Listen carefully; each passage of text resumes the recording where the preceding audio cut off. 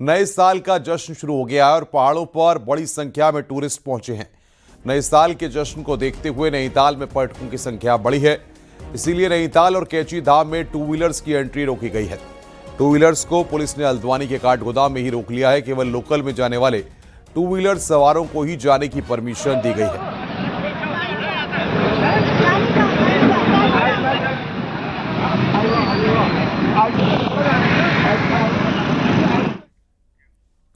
नए साल के जश्न के लिए नैनीताल पर्यटकों की भीड़ पहुंची है, जिसके चलते जगह जगह जाम देखने को मिल रहा है, जिसको देखते हुए पुलिस शहर के लिए ट्रैफिक प्लान तैयार किया है।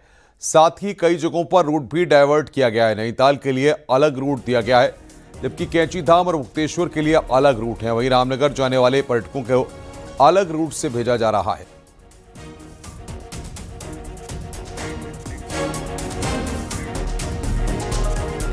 उत्तरकाशी के पर्यटक स्थल दयारा, बुग्याल, रैथल, बारसू, सांकरी समेत अन्य पर्यटक स्थलों में बड़ी संख्या में पर्यटक नए साल का जश्न मनाने के लिए पहुंचे हैं।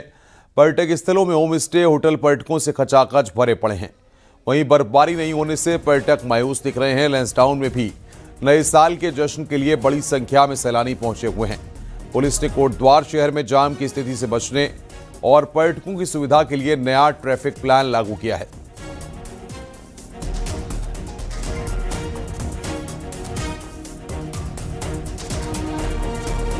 नए साल के जश्न के लिए हरिद्वार में भी भारी संख्या में श्रद्धालु पहुंचे हुए हैं। वहीं अर्की पैड़ी पर साल की आखिरी संध्या आरती हुई, जिसमें भारी संख्या में श्रद्धालु मौजूद रहे। घाटों पर खास लाइटिंग भी की गई है। इसके साथ ही सुरक्षा के भी पुख्ता इंतजाम किए गए हैं।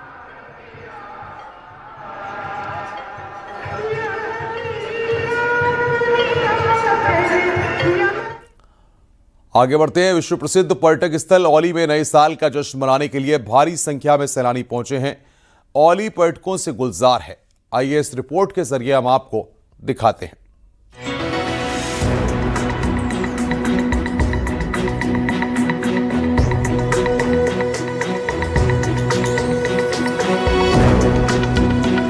थर्टी फर्स्ट और नए साल का जश्न मनाने के लिए भारी संख्या में सैलानी औली पहुंचे हैं।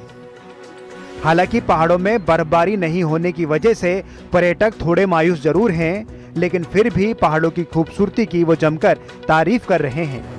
देश दुनिया के कोने कोने से आने वाले पर्यटक औली में चेयरलिफ्ट का लुत्फ उठा रहे हैं। उत्तराखंड में जो हमने सोचा था उससे ज़्यादा हमें यहाँ पे मज़ा आया। जो यहाँ का व्यू है और जो यहाँ का प्रशासन है, सब चीज़ बहुत कोऑपरेटिव है। हमें कोई किसी तरह की दिक्कत नहीं हुई और हर चीज़ यहाँ का जो भी है बहुत बढ़िया है। जितना आपने सोचा नहीं इतना अच्छा व्यू है यहाँ पे और मज़ा आ रहा है। सच बताऊँ तो बस थोड़ा सा ये है कि इस बार बर्फ़ सोच के आए थे कि स्नोफॉल होगा, तो शायद मौसम की वजह से स्नोफॉल यहाँ पे हो नहीं पाया, तो इस चीज़ की थोड़ी कमी लगी। नए साल के जश्न के लिए औली में खास इंतजाम किए गए हैं। पहाड़ी खाने की व्यवस्था के साथ साथ पारंपरिक लोकगीत का भी इंतजाम किया गया है। 1 जनवरी से लेकर 3 जनवरी तक पहाड़ों में जश्न देखने को मिलेगा। वहीं सुरक्षा के पुलिस ने पुख्ता इंतजाम किए हैं। जी, इस बार औली में पिछले कई सालों के बाद इतना टूरिस्ट बढ़ा है और सारे होटल वालों ने अपने होटल को सजाया है टूरिस्ट के आने के लिए। पूरी तैयारियों में है। यहाँ के चाहे स्थानीय व्यंजन बोलो, लोकल इंस्ट्रूमेंट बोलो, सभी को होटल वालों ने अपनी अपनी तैयारियों में रखा हुआ है। तैयारी तो ये है कि हम यहाँ से जाने के बाद में फिर चोपता के लिए निकलेंगे। चोपता भी घूमने जाएंगे, तुंगनाथ का मंदिर, महादेव का टेम्पल देखने जाएंगे। हम मेरठ से आए हैं और हर साल आते हैं। इस बार हम फर्स्ट टाइम यहाँ पे औली आए हैं। जैसा नज़ारा हमें यहाँ पे देखने को मिला आज तक हमने नहीं देखा। काफ़ी अच्छा माहौल है, काफ़ी अच्छे यहाँ पे लोग हैं। प्रशासन का बहुत अच्छा एक महत्व मिला है हमें यहाँ पे देखने को। काफ़ी अच्छी पार्किंग की व्यवस्था, लोगों की खाने की, सब अच्छा व्यवस्था है। पहाड़ों में बर्फबारी नहीं हुई है, लेकिन उसके बाद भी पर्यटकों के जोश में कोई कमी नहीं है। हालांकि नए साल पर सैलानी कुदरत से बर्फ के रूप में गिफ्ट का इंतजार जरूर कर रहे हैं। चमोली से न्यूज़ 18 के लिए नितिन सेमवाल की रिपोर्ट।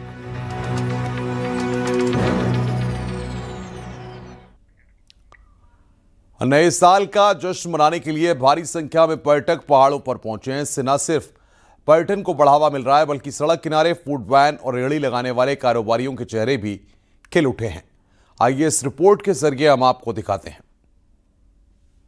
फूड बैंड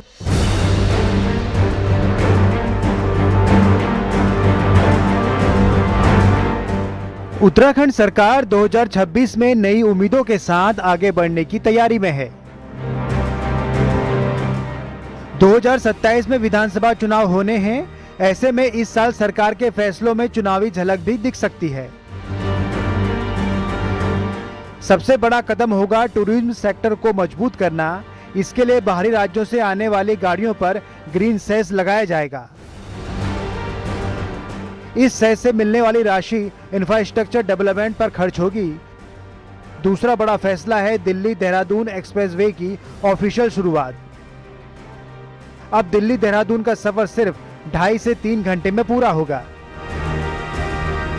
देखिए, ग्रीन सेस हमारा ये इकोलॉजी को समर्पित है और इसके पीछे हेतु यही है कि यहाँ का पर्यावरण अच्छा रहे, यहाँ से सारे संदेश सब जगह जाए। बहुत धन्यवाद करते हैं उत्तराखंड की जनता की तरफ से, सबकी तरफ से, कि दिल्ली देहरादून की जो दूरी है वो बहुत कम समय में पूरी हो जाएगी, लेकिन उसके कारण से बहुत बड़ी संख्या फुटफॉल बढ़ने वाला है, तो वो हमारे लिए थोड़ा सा चुनौतीपूर्ण रहेगा। हालांकि एक्सप्रेसवे से आवागमन बढ़ेगा और राजधानी समेत मसूरी जैसे शहरों में जाम की समस्या बड़ी चुनौती बन सकती है। इसके समाधान के लिए सरकार फरवरी तक आशा रोड़ी और प्रेमनगर को जोड़ने वाला फ्लाईओवर शुरू करने जा रही है। साथ ही रिस्पना और बिंदाल नदियों पर रिंग रोड प्रोजेक्ट पर भी काम होगा। ट्रैफिक निदेशालय को भी इस दिशा में प्लान तैयार करने के निर्देश दिए गए हैं। और वहीं दिल्ली देहरादून एलिवेटेड रोड शुरू हो जाने के बाद ये हमारे लिए एक चुनौती देहरादून और हरिद्वार, ऋषिकेश, मसूरी आसपास के क्षेत्र में रहने वाली है। उसके लिए हम पहले से प्रबंधन कर रहे हैं।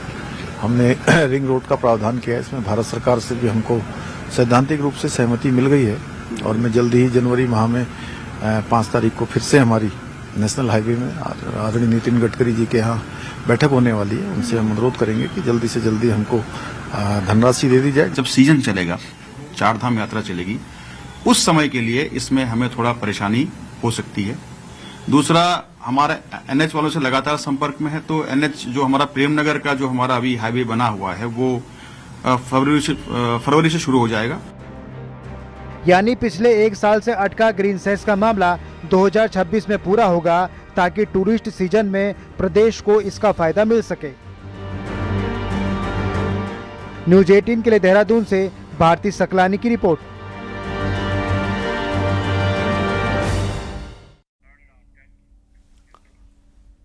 देहरादून में सीएम पुष्कर सिंह धामी ने नवनियुक्त 104 सब इंस्पेक्टर, 88 गुलमनायक और 23 फायर डिपार्टमेंट के अधिकारियों को ज्वाइनिंग लेटर दिए। इस दौरान मुख्यमंत्री ने कहा कि अब तक की उनकी परीक्षा केवल शुरुआत थी, असली परीक्षा अब शुरू हो रही है।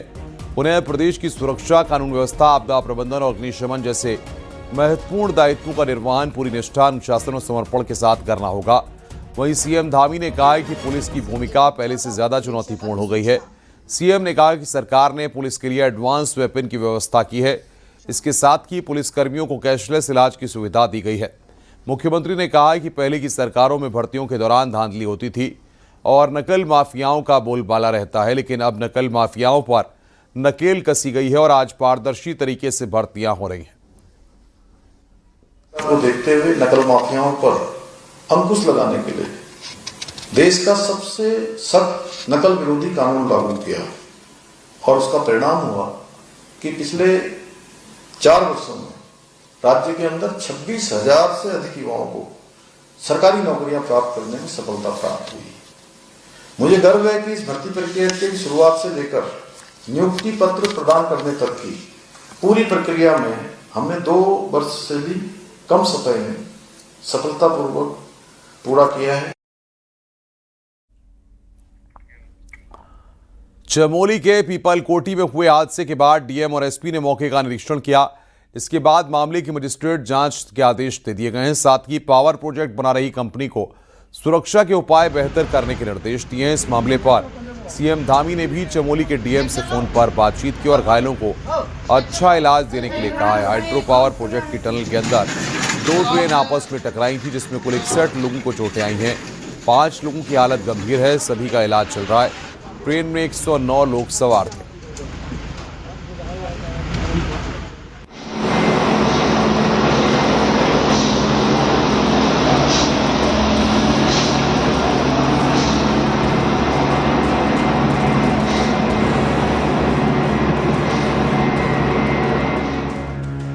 चमोली की हेलंग पीपल कोटी जल विद्युत परियोजना में टीएचडीसी की टीबीएम सुरंग के अंदर मंगलवार रात करीब 9:30 बजे बड़ा हादसा हो गया।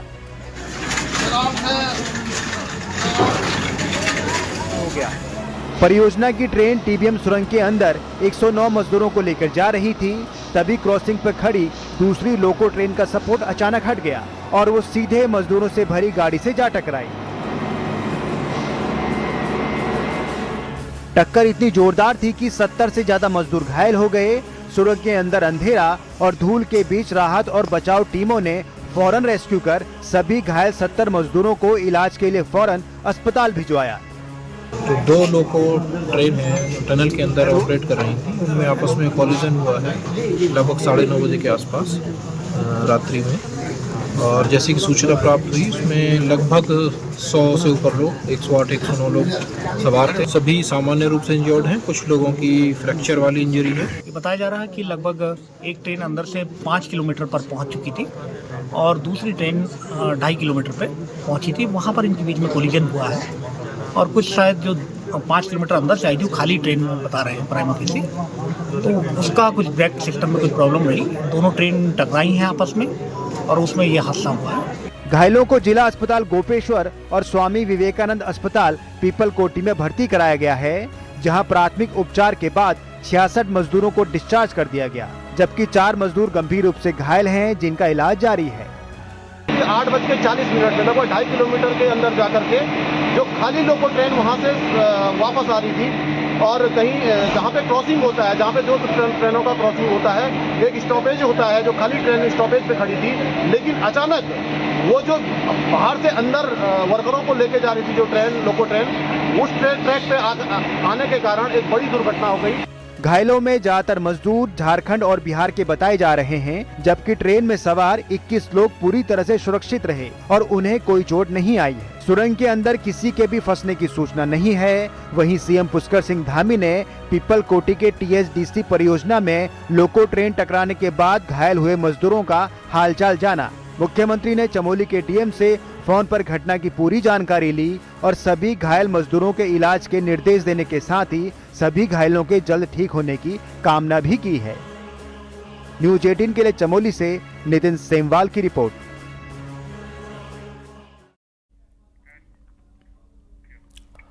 देहरादून से बड़ी खबर है। जिम मालिक पर जिम के अंदर युवती पर अश्लील कमेंट करने का आरोप लगा है। वहीं पीड़िता की शिकायत के बाद हिंदू संगठन से जुड़े कार्यकर्ताओं ने आरोपी जिम मालिक नदीम की जमकर पिटाई की। पीड़िता ने जिम मालिक पर ब्लैकमेल करने का आरोप भी लगाया। पीड़िता की शिकायत पर क्लेवन टाउन पुलिस ने आरोपी नदीम को गिरफ्तार कर लिया।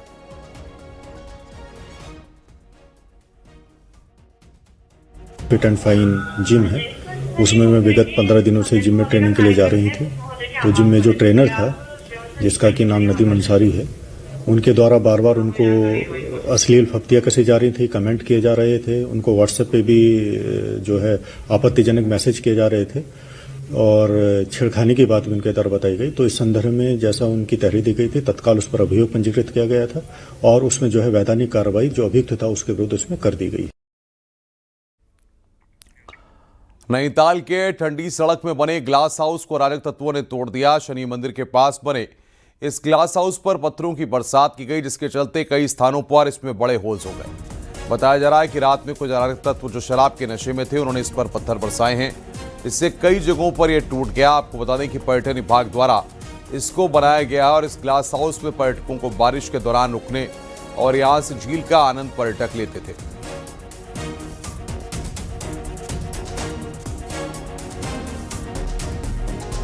ये बात हमारे संज्ञान में आई है। इसमें सीसीटीवी फुटेज खंगाले जा रहे हैं और जो दोषी है उनके खिलाफ कार्रवाई की जाएगी।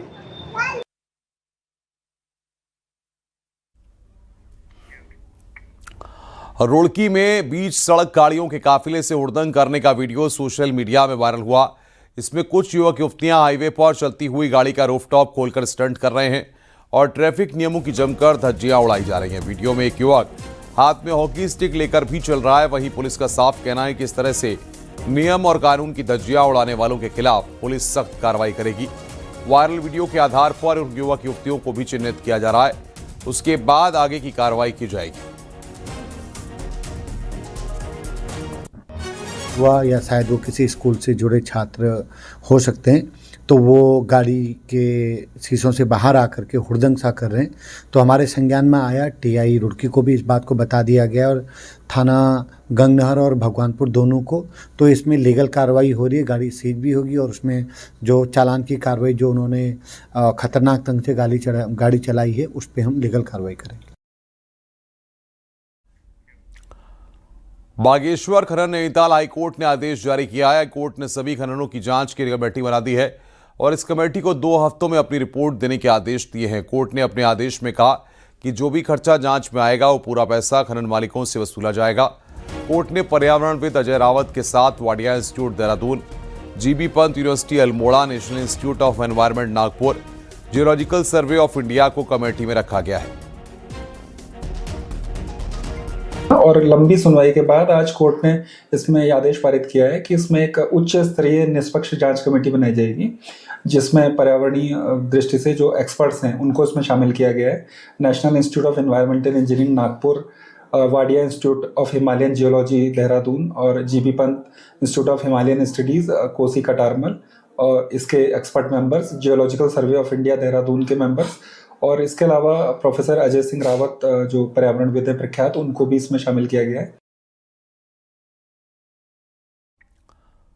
अगर आप जंगल के करीब वाले इलाके में रहते हैं तो आपको अपने रहने के तौर तरीके बदलने होंगे। वन विभाग इसी को लेकर लोगों को जागरूक कर रहा है, क्योंकि इंसानों पर लगातार होते हमले वन विभाग के लिए रोकना भी मुश्किल हो रहा है। देखिए रिपोर्ट।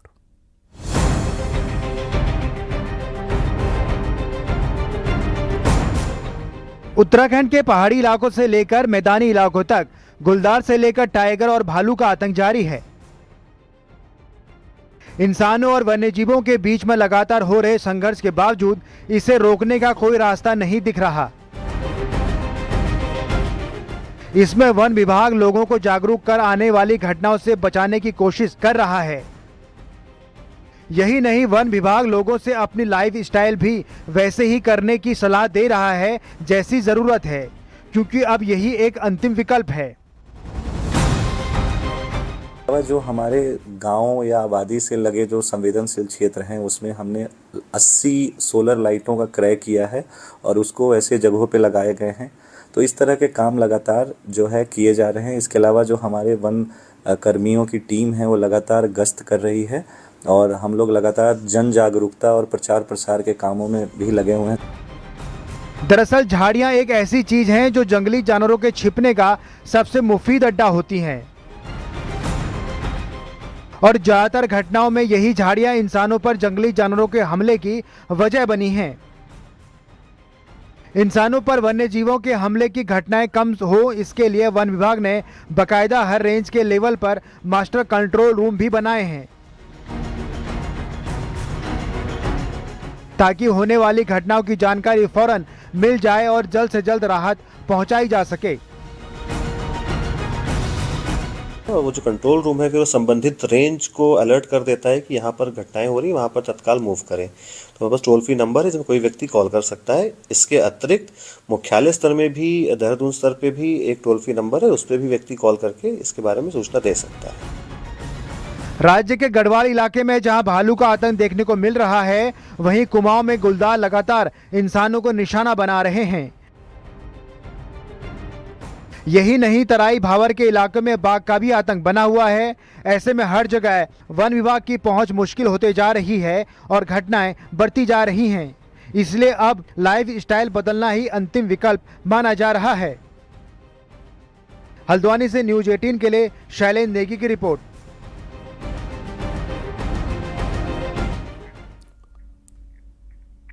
देहरादून में पूर्व सैनिकों के कार्यक्रम में मुख्यमंत्री पुष्कर सिंह धामी पहुंचे। मंत्री गणेश जोशी के आवास पर कार्यक्रम हुआ। इस दौरान सीएम धामी ने पूर्व सैनिकों और सैनिकों के साथ सभी देश और प्रदेशवासियों को नए साल की शुभकामनाएं दी। सीएम धामी ने कहा कि साल 2025 चुनौती भरा रहा और हम सब ने मिलकर चुनौतियों का सामना किया। वहीं सीएम धामी ने कहा कि 2025 रोजगार, विकास और सुशासन के लिहाज से शानदार रहा और विकास की ये रफ्तार नए साल में और तेज होगी।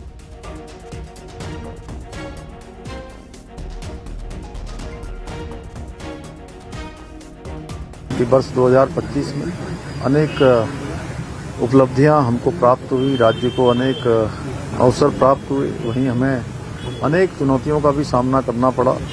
हम सब ने मिलकर इन चुनौतियों का सामना किया।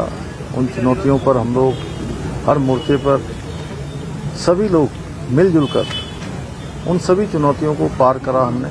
उन चुनौतियों से आगे बढ़े हैं। वर्ष 2025 हमारे राज्य की दृष्टि से, विकास की दृष्टि से, नवाचार की दृष्टि से, हर एक क्षेत्र में रोजगार की दृष्टि से, सुशासन की दृष्टि से एक उपलब्धि भरा वर्ष साबित हो। अगर हम कहें कि किसी खाली पड़ी सरकारी जमीन पर अवैध अतिक्रमण हो गया है तो आप कहेंगे ये तो सामान्य बात है, लेकिन अगर हम आपको कहें कि सरकार द्वारा दी गई जमीन पर भी अवैध अतिक्रमण हो गया है तो आप यकीन नहीं करेंगे। लेकिन ऐसा ही हुआ है प्रदेश की मंडियों में, जहां व्यापारियों ने ही अवैध अतिक्रमण कर मंडी की तस्वीर बदल डाली है, जिसकी वजह से मंडियों में पांव रखने तक की जगह नहीं है। ये रिपोर्ट देखिए। नारेबाजी करते ये लोग हल्द्वानी में मंडी के कारोबारी हैं, जो मंडी प्रशासन पर तरह तरह के आरोप लगा रहे हैं। दरअसल मंडी प्रशासन ने मंडी के अंदर किसी भी तरह के निर्माण पर सख्ती कर दी है, जिससे इनकी दुकानों की भी नाप हो रही है। इनमें मंडी लीज पर दी गई दुकानों के कागज मांगे जा रहे हैं, जिससे ये व्यापारी नाराज हैं और मंडी बंद करने का ऐलान कर रहे हैं। किसी भी तरह की किसी भी मांग पर जो है हमारा विचार नहीं हुआ और बाकायदा हमको डराया और धमकाया जा रहा है कि साहब ऐसा कर देंगे, व्यापारी चोर है। और वही निर्माण, जो भी छोटा मोटा निर्माण जो जितना भी आवंटित किया गया है वो एक परिसर के दुकान के अंदर है, एक कमरे के अंदर है, कोई बाहर नहीं है कहीं, तो इसे अतिक्रमण की श्रेणी में बिल्कुल भी नहीं दिया जा सकता। जो मंडी परिषद जो कह रही है बिल्कुल गलत है। और दूसरी चीज, हमारा सबसे बड़ी चीज है कि हमारा जो उत्पीड़न हो रहा है लगातार व्यापारियों की दुकान को जबरदस्ती नापा जा रहा है, जोखा जा रहा है और 2 साल से चल रहा है। दरअसल मंडी समिति प्रशासन को लंबे समय से ये शिकायत मिल रही थी कि प्रदेश की सभी 22 की 22 मंडियों में अवैध अतिक्रमण हो रहा है। इसलिए सभी मंडियों के फिजिकल वेरिफिकेशन के आदेश दिए गए हैं, जिसके तहत मंडियों में हुए अवैध अतिक्रमण को भी चिन्हित किया जा रहा है। हम भी इसको देश की सर्वश्रेष्ठ मंडी बनाने की दिशा में काम कर रहे हैं और इसी दिशा में सारी मंडियों से हमने अवैध कब्जेदारों की सूची मांगी है। और विशेष रूप से हल्द्वानी मंडी को मैंने देखा, मैं किसी को, क्योंकि मैं तो यहाँ स्थानीय हूँ, किसी को हम परेशान नहीं कर रहे हैं, लेकिन हम कह रहे हैं विधि विधान से अपने कागजों को ठीक कर लो। हमने हल्द्वानी मंडी में देखा कि 1988 में लोगों ने दुकान ली, ना उनके पास कोई कागज है, ना लीज के पेपर है, ना वो किराए दे रहे हैं। आखिर मंडी में सरकार ने टैक्स लगाया कि हमको सड़कें बनानी है, हमको किसानों के हित के काम करने, समाज के सभी वर्गों में व्यापारियों की भी चिंता करनी है, तो हम इस दिशा में काम कर रहे हैं। और शायद कुछ लोगों को अच्छे कामों से परेशानी होती है। जाहिर है मंडी में हुआ अतिक्रमण एक गंभीर मामला है। दरअसल जिन दुकानों की लीज दी गई थी उन पर पिछले सालों में अपने मन से आढ़तियों ने अवैध अतिक्रमण कर डाला, जिस पर अब धामी सरकार सख्त है। ऐसे में आढ़तियों में खलबली मची हुई है। हल्द्वानी से न्यूज़ 18 के लिए शैलेंद्र नेगी की रिपोर्ट।